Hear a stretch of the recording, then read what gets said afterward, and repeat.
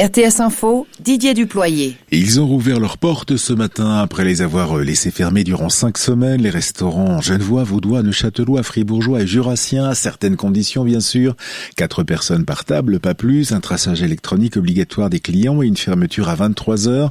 Alors que les tensions ne faiblissent pas après la reprise en main de la gestion de la pandémie par le Conseil fédéral, 6 cantons romans l'ont fait savoir d'une même voix, estimant avoir agi comme il le fallait. Ils s'opposent notamment à la fermeture des restaurants proposé à 19h par le Conseil fédéral, des restaurateurs qui peuvent aussi compter sur une vaste mobilisation citoyenne. Une pétition baptisée 19h.ch a été lancée en ligne mardi soir par Marc Rosset, ex-directeur de la Semaine du Goût. Elle a récolté quelques 90 000 signatures malgré une tentative de piratage repérée cette nuit. On a commencé à détecter des fausses adresses et ce matin à 10h, j'ai pu en identifier 13 000 qui ont été retirés de la liste. Donc le total actuel est à 95 929 adresses vérifiées. Est-ce que ça entame pas un peu la crédibilité de votre démarche ?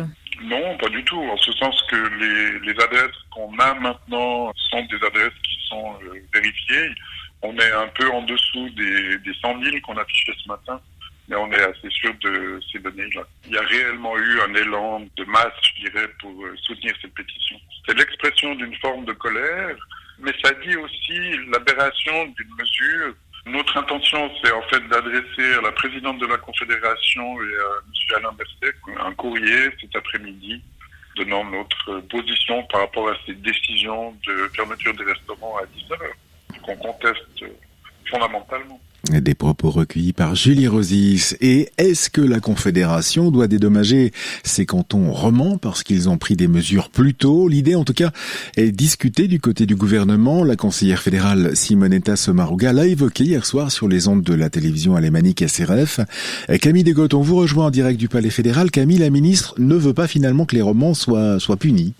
Et non, il ne faudrait pas que les cantons qui ont pris des mesures strictes soient perdants, économiquement parlant, face à ceux qui ont pris peu ou pas de mesures. En substance, les propos de Simonetta Sommaruga, effectivement, qui dit nouvelle mesure du Conseil fédéral, dit aussi nouvelle aide financière pour tout le monde, alors que les cantons romans sont déjà dans une situation financière compliquée. On pourrait par exemple imaginer que la Confédération rembourse certaines aides cantonales, comme celles versées aux restaurants. En tout cas, le Conseil fédéral en discute, affirme la ministre, avec un espoir aussi apaiser la mauvaise humeur des romans. Le ministre jurassien de l'économie, Jacques Gerber, m'a confirmé ce matin qu'il espérait vraiment que les mesures fédérales aient un effet rétroactif pour les cantons qui s'y sont pris tôt, évoquant une triple peine si cela ne devait pas être le cas. Le Conseil fédéral aura le dernier mot. Il présente demain ces nouvelles mesures sanitaires comme économiques.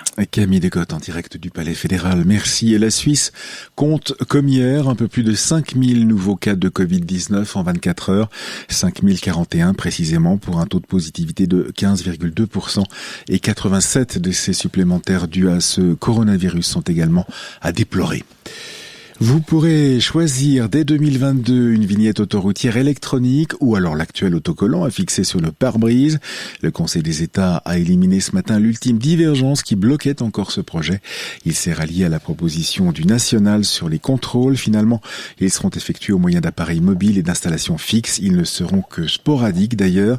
Selon les estimations, un tiers des 6,5 millions de vignettes vendues en Suisse seront électroniques. Elles correspondront donc à une plaque d'immatriculation et non pas à un véhicule.